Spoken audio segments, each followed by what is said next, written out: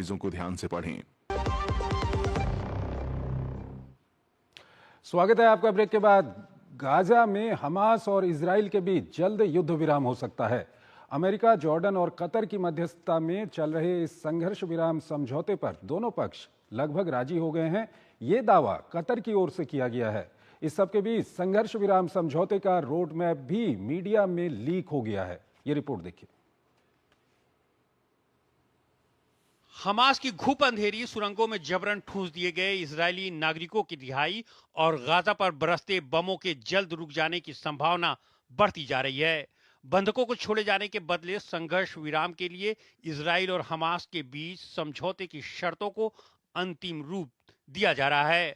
Qatar की मध्यस्थता में हुई बातचीत में तय हुए मसौदे को दोनों पक्षों को भेज दिया गया है। इससे पहले राष्ट्रपति जो बाइडेन ने बताया कि दोनों पक्षों के बीच समझौता बेहद करीब है। हमास ने समझौते की शर्तों को स्वीकार कर लिया है। कतर की राजधानी दोहा में समझौते की परतों को अंतिम रूप देने के लिए आज फिर बातचीत हो रही है। यह पहली बार है जब हमास और इजराइल के अधिकारी एक इमारत में बैठकर बातचीत की। इजराइल की ओर से बताया गया कि वार्ता अंतिम चरण में है और कुछ घंटों या दिनों में नतीजा सामने आ सकता है। समझौते के प्रावधान के तहत पहले दिन हमास 3 बंधकों को रिहा करेगा। इसके बाद इजराइल आबादी वाले क्षेत्रों से अपने सैनिकों को वापस बुलाना शुरू कर देगा। 7 दिन बाद 4 अन्य बंधकों को छोड़ा जाएगा। फिर इजराइल दक्षिणी क्षेत्र से विस्थापितों को उत्तर की ओर जाने की अनुमति देगा। इजरायली सेना फिलाडेल्फिया कॉरिडोर में रहेगी और 42 दिनों के पहले चरण के दौरान पूर्वी और उत्तरी सीमाओं पर 800 मीटर तक बफर जोन बनाए रखेगी। हमास कुल 34 बंधकों को रिहा करेगा। इसके बदले इजराइल 1000 फिलिस्तीनी कैदियों को छोड़ेगा। इनमें से करीब 90 कैदी ऐसे हैं जो 15 साल या उससे ज्यादा समय से सजा काट रहे हैं। इस संघर्ष विराम समझौते के दूसरे और तीसरे चरण के लिए बातचीत पहले चरण के 16वें दिन शुरू होगी। समझौते को अंतिम मंजूरी के लिए इजराइल की कैबिनेट के पास भेजा जाएगा।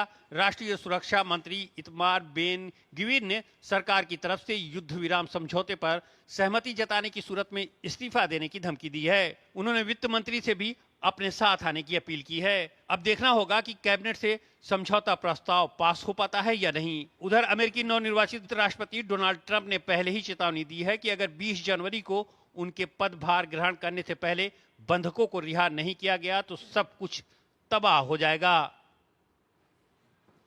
हमास की घुप अंधेरी सुरंगों में जबरन। आलोक बंसल हमारे साथ जुड़े हुए हैं, विदेशी मामलों के जानकार हैं, उनसे हम बातचीत करेंगे इस खबर पर। आलोक जी, अब ये जो खबरें आ रही हैं, कतर की ओर से एक प्रेस कॉन्फ्रेंस की गई इस बातचीत के बाद और उन्होंने कहा कि अब लगभग जो विवादास्पद मुद्दे थे वो सुलझा लिए गए हैं। दोनों पक्षों को फाइनल ड्राफ्ट दे दिया गया है और उनका कहना है कि अब जल्द से जल्द ये युद्ध विराम हो सकता है। वहां पर कितना जरूरी था ये युद्ध विराम, और क्या कुछ आपको लगता है कि अब ये युद्ध विराम वहां पर हो जाएगा या अभी भी कुछ दिक्कतें आ सकती हैं? देखिए, युद्ध विराम तो बहुत आवश्यक था क्योंकि जिस तरीके से जान और माल की हानि हो रही थी, तो ये मेरे हिसाब से मानवीय मूल्यों का काफी हद तक संहार हो रहा था। काफी बड़ी संख्या में निरपराध मर रहे थे और जिस तरीके से इजरायली बंधक इतने लंबे समय से बंधक बना के रखे गए थे, ये उनके साथ बहुत ज्यादा अत्याचार हो रहा था। तो ये जो एक समझौता है जिसे कतार ने अमेरिका और जॉर्डन के साथ मिलकर तैयार किया है, ये काफी हद तक दोनों ओर की जो चिंताएं थी उनका समाधान करता है। ये इजराइल के लिए एक बफर जोन तैयार कर रखा है जिससे कि अब इजराइल पे तुरंत कोई हमला ना हो सके।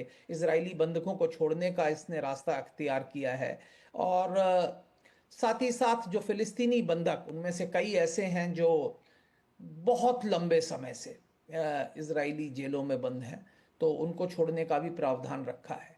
तो मोटे मोटे तौर पर देखा जाए तो ये जो समझौता है दोनों ओर की प्रमुख चिंताओं को का समाधान करता है। लेकिन सवाल ये है कि दोनों ही ओर कुछ ऐसे गुट रहेंगे जो इससे खुश नहीं होंगे। जैसे इजराइल की कैबिनेट में आपने देखा कि ऑलरेडी इसका विरोध शुरू हो गया है और अगर ये विरोध बढ़ता चला गया तो ये शायद आगे ना बढ़ पाए।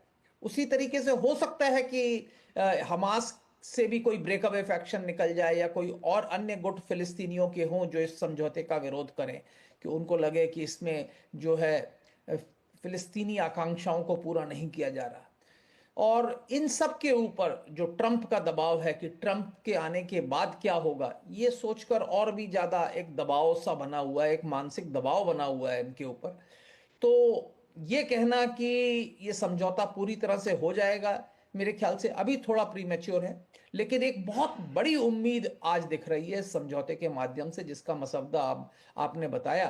तो ये जो मसौदा है ये मेरे हिसाब से काफी बैलेंस्ड है और काफी हद तक दोनों ओर की जो चिंताएं हैं उनका कुछ हद तक समाधान करता है। बिल्कुल आलोक जी, काफ़ी अच्छी ये एक खबर है और काफ़ी इससे उम्मीद भी बनती है।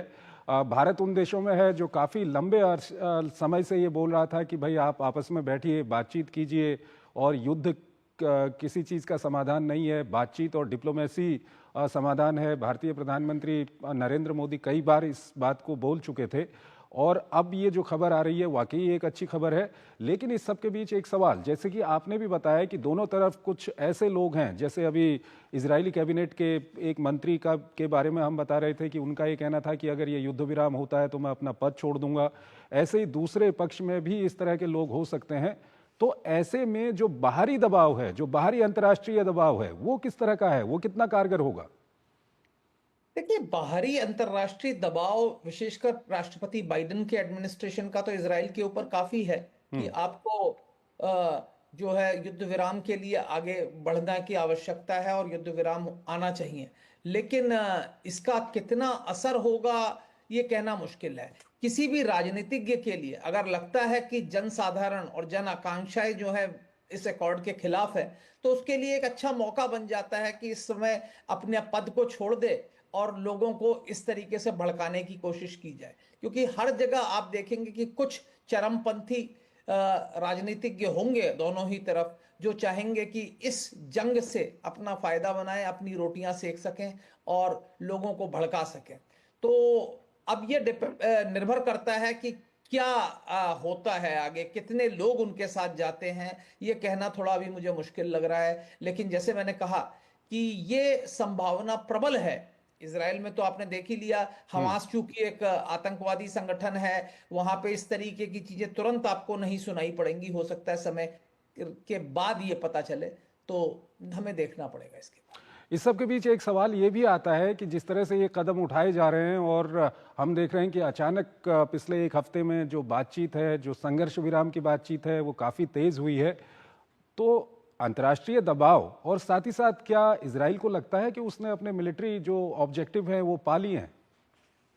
देखिए, मिलिट्री ऑब्जेक्टिव्स काफी हद तक तो पा लिए हैं, पूरी तरह से तो कभी भी सैनिक इस समस्या का सैन्य समाधान नहीं है। दूसरी चीज आपको यह भी समझनी चाहिए कि इजराइल इस वक्त ओवरस्ट्रेच्ड है, उत्तर से लेकर दक्षिण तक हर तरफ ओवरस्ट्रेच्ड है।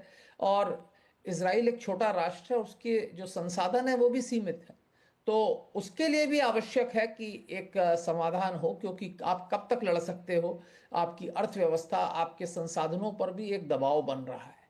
तो ये मेरे ख्याल से आवश्यक है कि प्रधानमंत्री नेतन्याहू, जो अभी तक एक हॉकिश पोजीशन दिखा रहे थे, जो पहले काफी लोकप्रिय नहीं थे, अब काफी लोकप्रिय हो गए हैं इस युद्ध के चलते, तो वो चाहें कि अब युद्ध विराम हो जाए तो उनको कोई फर्क नहीं पड़ता। ठीक है आलोक जी, हम भी आशा करते हैं कि जिस तरह के हालात वहां पर बने हुए हैं, इसमें जल्द से जल्द वहां पर युद्ध विराम हो और पश्चिम एशिया में शांति आए।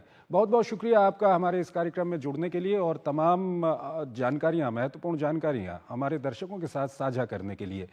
और इसी के साथ इस कार्यक्रम को हम यहीं पर ख़त्म करते हैं। आप हमारी पूरी टीम को इजाज़त दीजिए, लेकिन जाते जाते हम आपको छोड़ जाते हैं आज की कुछ और महत्वपूर्ण अंतर्राष्ट्रीय खबरों के साथ। नमस्कार।